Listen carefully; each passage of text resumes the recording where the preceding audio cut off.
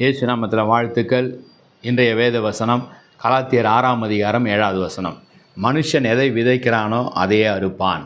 நம்ம வாழ்க்கையில் நம்ம என்ன செய்கிறோமோ அதுவே நமக்கு திரும்ப கிடைக்கும் என்று இந்த வார்த்தை நமக்கு சொல்லுகிறது. ஒரு கிராமத்தில் ஒரு மருமகளும் ஒரு 4 வயது மகனும் இருந்தாங்க. அவர்களுக்கு ஒரு வயதான தகப்பனார் அவங்க வீட்டில் இருந்தாங்க.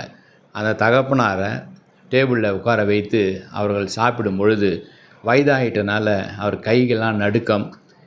அந்த பீங்கான் பிளேட்டெல்லாம் கீழே விழுந்து தவறி விழுந்து உடைத்து விடுகிறார். உடனே கோபம் வந்து விடுகிறது இந்த மகனுக்கும் மருமகளுக்கும். இனி இந்த மனுஷனை நம்ம டேபிளில் உட்கார வைத்து சாப்பிட வைக்காதீங்க, தனியாக உட்கார வைங்க.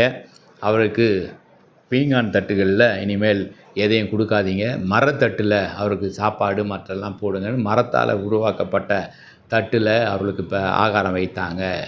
அவர் மிகவும் அழுதார், கவலைப்பட்டார். ஐயோ, தன்னை இப்படி ஒதுக்கி மரத்தட்டில் நமக்கு ஆகாரம் கொடுக்குறாங்களே என்று.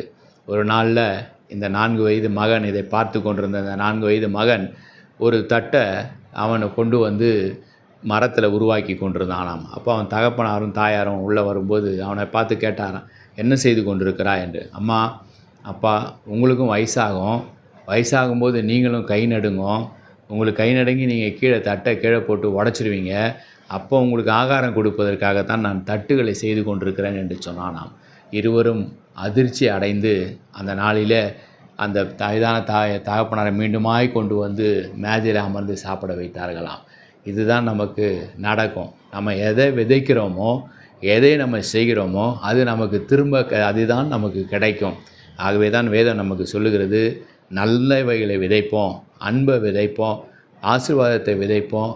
நல்ல காரியங்களையே நம்ம செய்து கொண்டிருந்தால் நம்ம நன்மையான காரியங்களை நம்ம அறுவடை செய்வோம். எல்லாருக்கும் நம்ம நன்மை செய்வோம், ஆசீர்வாதத்தை தருவோம், ஆசீர்வாதத்தை பெற்றுக்கொள்வோம். மனுஷனை எதை விதைக்கிறானோ அதையே அறுப்பான். ஜெபிப்போம். அன்பின் பிதாவே, என்னுடைய வாழ்க்கையில் நல்ல காரியங்களை, நன்மைகளே நாங்கள் மற்றவர்களுக்கு செய்ய எங்களை உதவி செய்யுங்க, ஆசீர்வதிங்க, பலப்படுத்துங்க. உங்களுடைய கிருபைக்குள்ளே மூடிக்கொள்ளுங்க. துதி கன மகிமை எல்லாவற்றையும் ஒருவருக்கே ஏறெடுக்கிறோம்.